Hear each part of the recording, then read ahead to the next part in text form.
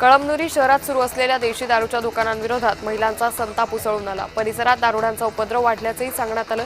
या गंभीर समस्येकडे प्रशासनाचं लक्ष वेधण्यासाठी महिलांनी आणि नागरिकांनी मोठ्या संख्येनं एकत्र येत आंदोलन केलं। उपविभागीय अधिकारी कार्यालयात निवेदन देत तात्काळ दारूची दुकानं बंद करण्याची मागणी करण्यात आली।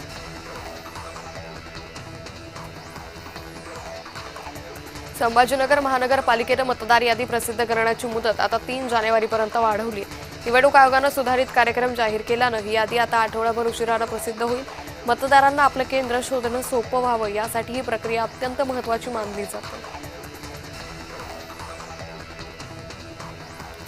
येवला नगर परिषदेकडून शहरात नायलॉन मांजा विरोधात धडक मोहीम राबवण्यात आली। कुंभार गल्ली, पिंजर गल्ली तसंच नांदगाव रोड या परिसरात तपासणी करत मोठ्या प्रमाणात नायलॉन मांजा जप्त करण्यात आला।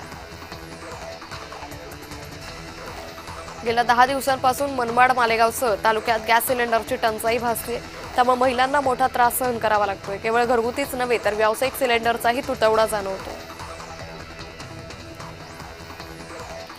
हिंगोलीतील वसमत परभणी राज्यमार्गावरील रेल्वे पुलाच्या परिसरात रस्त्याची अवस्था दयनीय झाली आहे। दुरुस्तीकडे वारंवार दुर्लक्ष केल्यानं खोल खड्ड्यात एक कार कोसळली, यामुळे प्रवाशांना मोठ्या अडचणींचा सामना करावा लागतोय। रस्त्याची दुरुस्ती अनेक महिन्यांपासून रखडली असून प्रशासन कधी जागा होणार असा सवाल उपस्थित होतोय।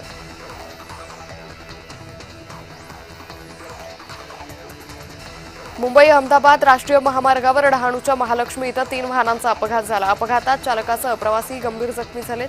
जखमी प्रवाशांवर काचा उपजिल्हा रुग्णालयात उपचार सुरू आहेत। पंढरपूरमध्ये शक्तीपीठ बाधित शेतकऱ्यांच्या समर्थनार्थ मेळावा संपन्न झाला। यासाठी भाजपचे माजी आमदार प्रशांत परिचारक, आमदार राजू खरे, आमदार डॉक्टर बाबासाहेब देशमुख उपस्थित होते। रायगड जिल्ह्यातल्या खोपोली हत्या प्रकरणी गुन्हा दाखल झालाय। पराभूत उमेदवाराचे पती, मुलगा आणि खोपोलीतील राष्ट्रवादीच्या नेत्यांवर गुन्हा दाखल झालाय। मंगेश काळोखे यांची हत्या राजकीय वादातूनच झाल्याची माहिती।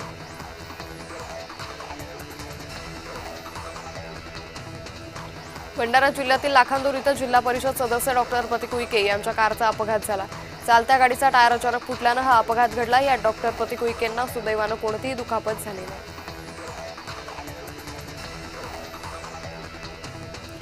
गोंदियाच्या देवरी तालुक्यातील शिरपूर बांध परिसरात येणाऱ्या गावातील शेतकऱ्यांना रब्बी हंगामातील धान पिकाच्या शेतीसाठी पाणी सोडण्यात यावं या प्रमुख मागणीला घेऊन शेकडो शेतकऱ्यांनी उपविभागीय कार्यालय देवरी इथं धडक दिली। पाणी सोडण्याचं आश्वासन देण्यात आलं, त्यानंतर शेतकऱ्यांनी हे आंदोलन मागे घेतलं। नांदेडच्या लोहा तालुक्यातल्या माळेगाव इथं खंडोबा देवाची यात्रा भरली। या यात्रेत भव्य पशुमेळ्याचं आयोजन करण्यात आलं। शिवाय बैलगाडा शर्यतीसाठीही राज्यभरातल्या बैलजोड्याही मोठ्या प्रमाणात माळेगावात दाखल झाल्या। गोंदियामध्ये ट्रॅक्टरच्या धडकेत 2 तरुणांचा मृत्यू झालाय। गोंदियाच्या तिरोडा तालुक्यातील बिरसी इथली घटना आहे। तिरोडा तुमसर मार्गावरील बिरसी इथं ट्रॅक्टर आणि दुचाकीची धडक झाली। रब्बी हंगामाचं आर्थिक गणित कोलमडलंय। तणनाशक आणि कीटकनाशक 30% महागली। एकरी उत्पादन खर्च 25 ते 30 हजारांच्या घरात गेलाय, त्यामुळे शेतकरी चिंतेत आहे।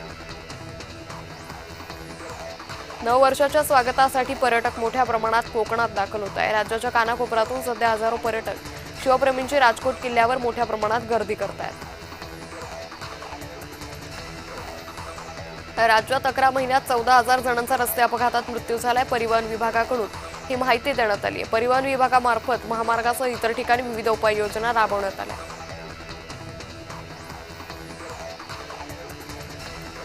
धुळे जिल्ह्यातील शिरपूर नगर परिषदेत नवनिर्वाचित नगराध्यक्ष चिंतनभाई पटेल यांनी पदभार स्वीकारल्यानंतर तात्काळ बैठक घेतली। या बैठकीत नवनिर्वाचित सर्व भाजपाचे 31 नगरसेवक उपस्थित होते।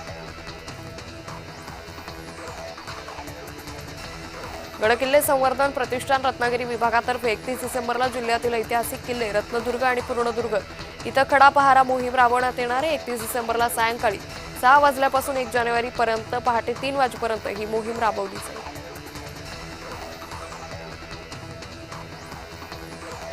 एकीकडे कडाक्याची थंडी, दुसरीकडे दाट धुकं या बदलत्या वातावरणाचा फटका कांदा, गहू, हरभरा यासह इतर पिकांना बसतोय। मनमाड, मालेगावसह नाशिक जिल्ह्याच्या ग्रामीण भागातील हजारो हेक्टर पिकं करपा, मावा यासह इतर रोगांच्या विळख्यात सापडली।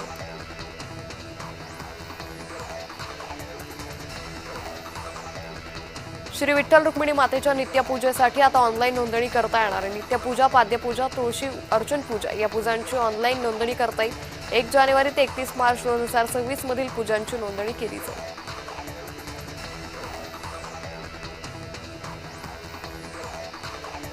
शासनाच्या नव्या निर्णयाद्वारे दिव्यांग विवाहासाठी 1.5 लाख रुपयांचं अनुदान मिळणार असल्यानं जोडप्यांना संसार उभे करताना भक्कम आर्थिक पाठबळ मिळेल.